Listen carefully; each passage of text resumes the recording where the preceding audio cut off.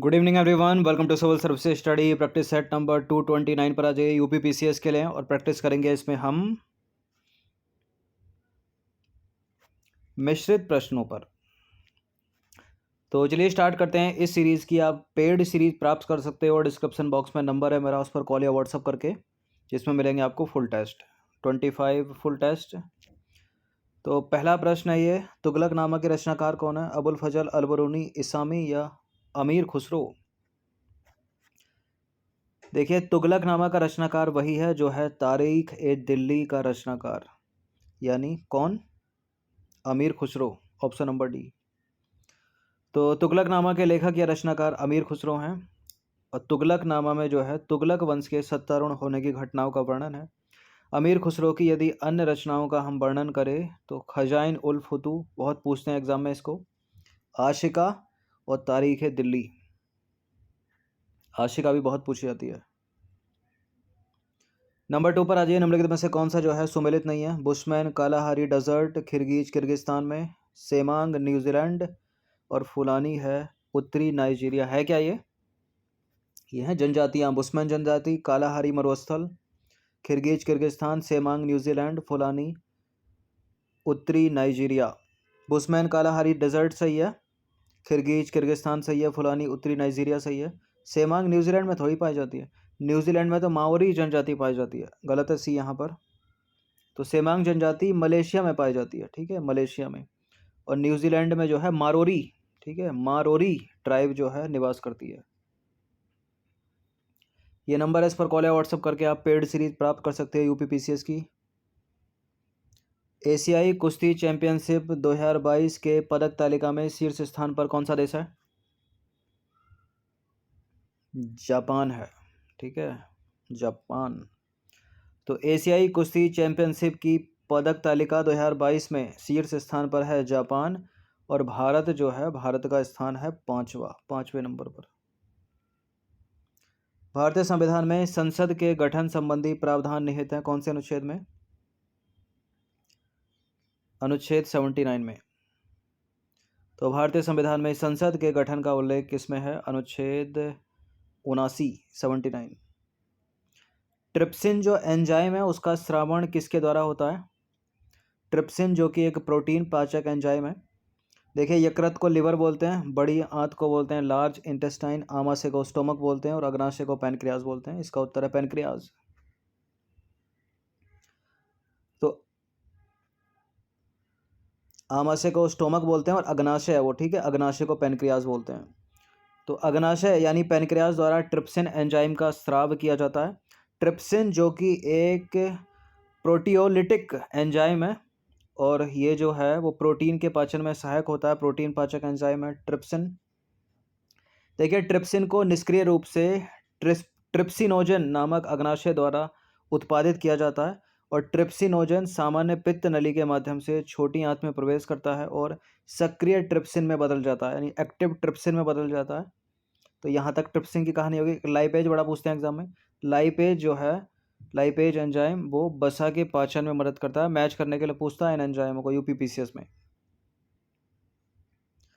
प्रश्न क्रमांक संख्या 6 पर आ जाइए। वर्ष 2019-20 की बात हो रही है। राज्य स्वास्थ्य सूचकांक हेतु ओवरऑल प्रदर्शन के मामले में शीर्ष स्थान पर कौन सा राज्य है? केरल है। तो इस रिपोर्ट के अनुसार ओवरऑल प्रदर्शन के मामले में शीर्ष स्थान पर केरल है। केरल के बाद है तमिलनाडु, तीसरे स्थान पर है तेलंगाना। रेड इंक पुरस्कार निम्नलिखित में से किस क्षेत्र में प्रदान किया जाता है? क्या हो सकता है इसका? पत्रकारिता के क्षेत्र में। तो देखिए, मुंबई प्रेस क्लब द्वारा पत्रकारिता में उत्कृष्टता के लिए रेड इंक पुरस्कार प्रदान किया जाता है। तो वी सही है इसका आंसर। एक रिपोर्ट है वैश्विक जोखिम रिपोर्ट, कौन जारी करता है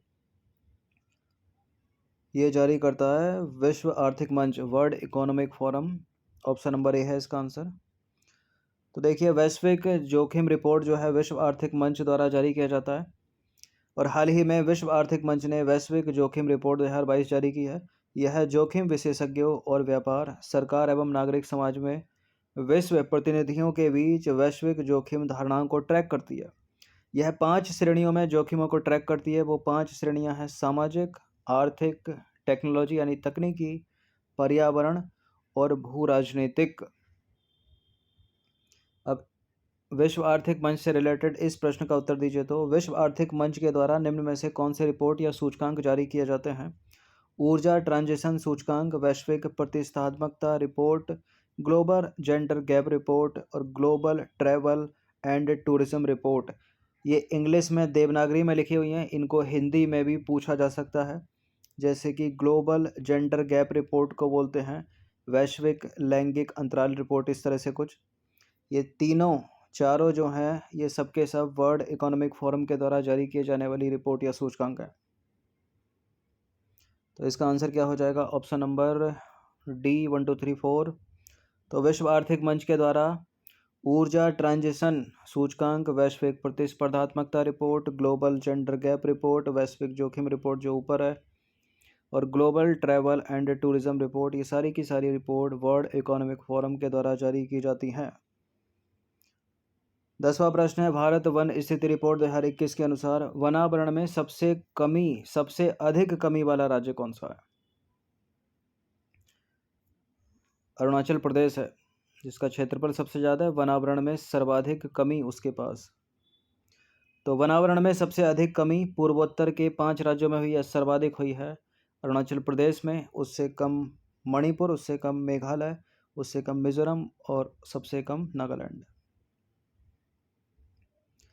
क्वेश्चन नंबर 11 पर आ जाइए। एक पुस्तक है $10 ट्रिलियन ड्रीम, कौन है इसके लेखक?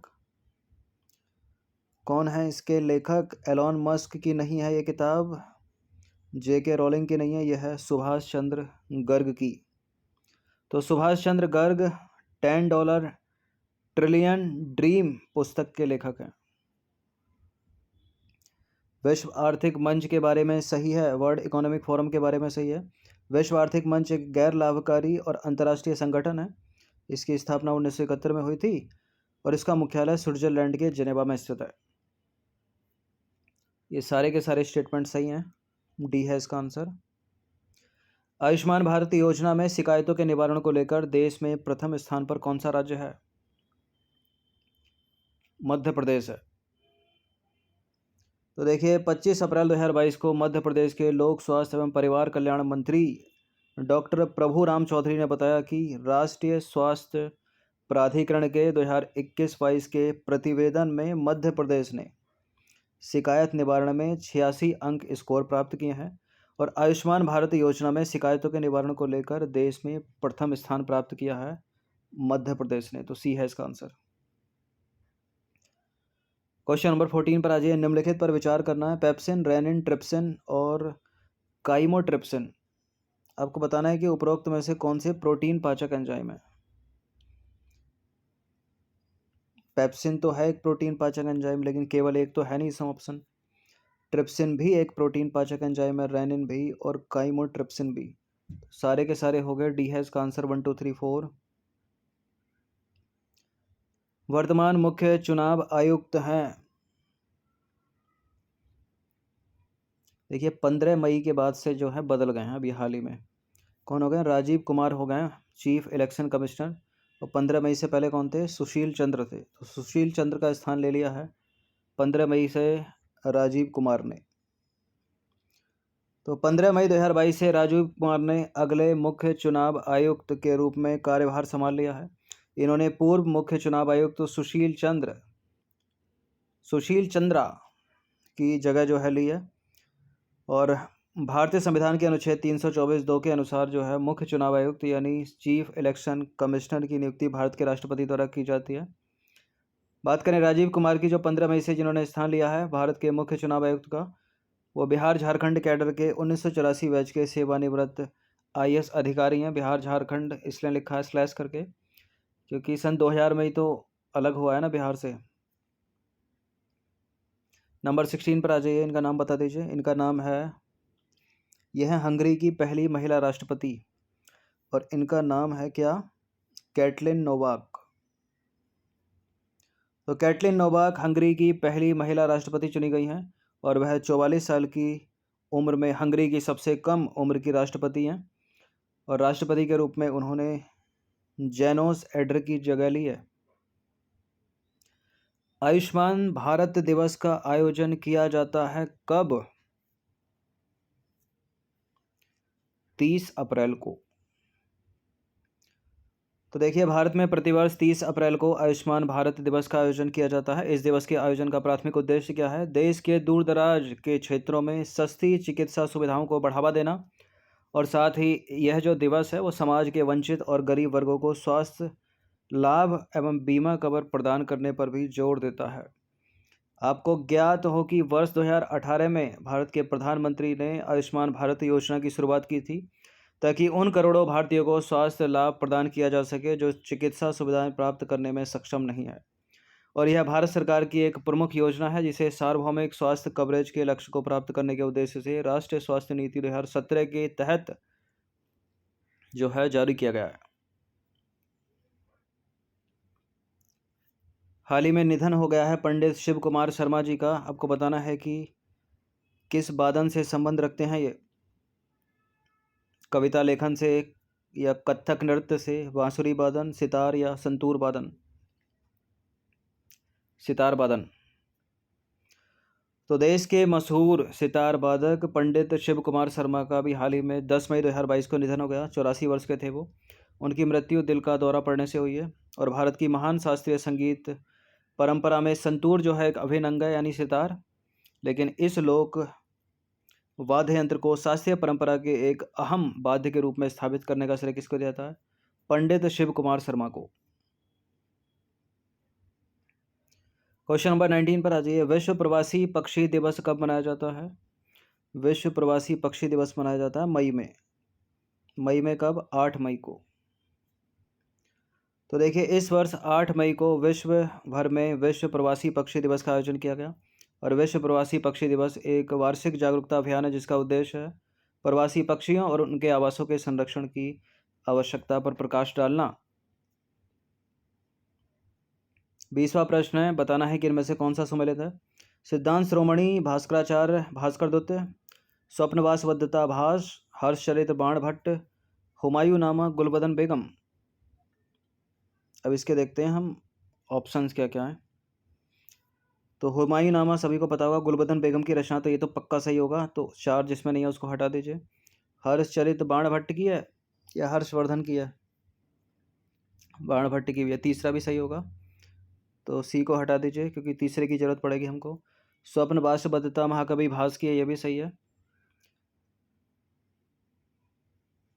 तो उत्तर इन दोनों में से एक होगा पक्का। और सिद्धांत शिरोमणि भी भास्कर दत्त की, ये भी सही है। तो सारे के सारे तो करेक्ट हो गए ये। तो इसका आंसर हो जाएगा ऑप्शन नंबर डी, 1 2 3 4। लेकिन शायद ये एग्ज़ाम में अगर प्रश्न आता तो एक पक्का गलत करवाता एग्जामिनर। हुमायूं नामा गुलबदन बेगम, हर्षचरित बाणभट्ट की, स्वप्नवास वद्दता भास की, और सिद्धांत शिरोमणि है भास्कर दत्त। तो इसका आंसर हो गया ऑप्शन नंबर डी, 1 2 3 4। अच्छा, रत्नावली, हर्षचरित और प्रियदर्शिका ये किसकी हैं? ये भी पूछ लिया था एग्जाम में, हर्षवर्धन की हैं ये। सॉरी, रत्नावली नागानंद और प्रियदर्शिका ये हैं हर्षवर्धन की। हर्षचरित बाघभट्ट की है, ठीक है, जैसे कि है ऑप्शन नंबर 3 में। तो 20 प्रश्न थे, इनकी आप पेड सीरीज़ प्राप्त कर सकते हो। पेड सीरीज़ में टेलीग्राम पर चल रही है वो, जिसमें अलग से जीएस के प्रश्न हैं, और इन सभी प्रश्नों को भी हम उसमें साथ साथ ऐड करते हुए चल रहे हैं ताकि प्रैक्टिस हो जाए। धन्यवाद।